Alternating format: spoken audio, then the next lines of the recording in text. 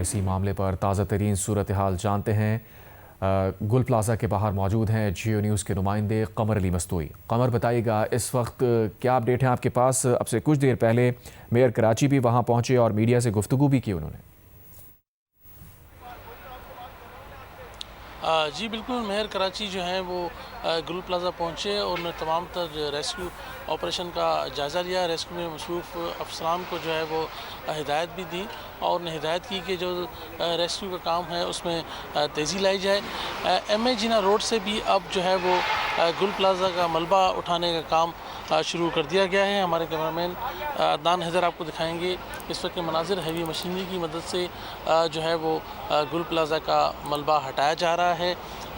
इसके अकब में भी जो है वो गुल प्लाजा का जो मलबा है उसे हटाने का काम जारी है। साथ साथ रेस्क्यू टीमें जो हैं वो गुल प्लाजा में दाखिल होने की भी कोशिश कर रही हैं। तर्जमान रेस्क्यू 1112 के मुताबिक वो जो है वो गुल प्लाजा के अकब में एक तरफ से रास्ता बनाकर इमारत में जो है वो दाखिल होने में कामयाब हो गए और उस तरफ से इमारत में दाखिल होने की कोशिश की जा रही है। साथ साथ उनका ये कहना है कि सर्चिंग का अमल जो है वो जारी है। लापता जो अफराद हैं उन्हें गुल प्लाजा के अंदर तलाश किया जा रहा है। दूसरी तरफ जो है वो फायर फाइटर्स की एक टीम कूलिंग के अमल में भी मसरूफ़ है। MA जाने वाली साइड से और गुल प्लाजा पर अकब में भी जो है वो कूलिंग का अमल जारी है। तो रेस्क्यू की टीमें जो है वो मुख्तलिफ जो है वो टीमों में बट गई हैं और हर टीम जो है वो अपना अलग काम कर रही है। मुतासिरीन भी इस वक्त गुल प्लाजा के बाहर जो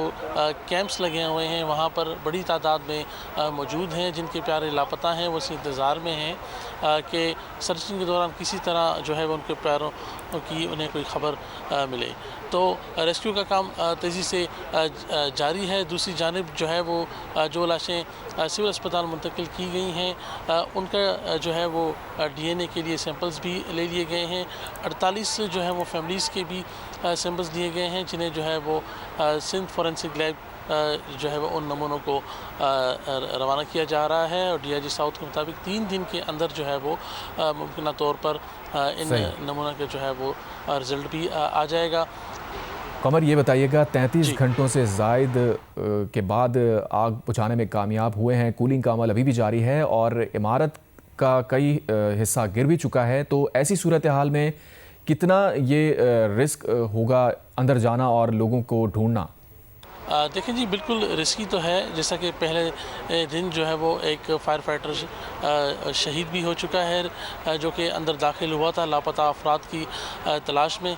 इसी तरह जो है वो फायर ब्रिगेड हुकाम का भी कहना है कि जब वो अंदर दाखिल होते हैं सर्चिंग के लिए तो बिल्डिंग के उन महफूज जो कोने उन्हें नज़र आते हैं उस तरफ जो रहकर वो जो है वो सर्चिंग का काम करते हैं और फिर फ़ौरन वापस आ जाते हैं, क्योंकि मुसलसल जो है वो आग लगने के बाद जो गुल प्लाजा की इमारत है वो मखदूश हो गई है। यही वजह है कि जो है वो सर्चिंग के काम में सुस्त रवी भी हो रही है और जो है वो उसमें जो है वो रेस्क्यू एहलकारों को अंदर जाने में मुश्किलात भी पेश आ रही हैं।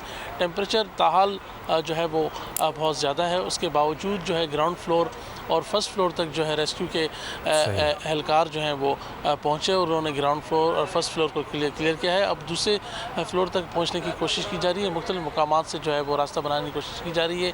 पहले रिम्पा प्लाजा की तरफ से भी दीवार तोड़ी गई, अब अकब से भी जो है वो हैवी मशीनरी की मदद से रास्ता बनाया गया है ताकि जो सर्चिंग का काम है वो तेज़ी से और महफूज तरीके से किया जा सके ताकि मज़ीद कोई जानी नुकसान ना हो।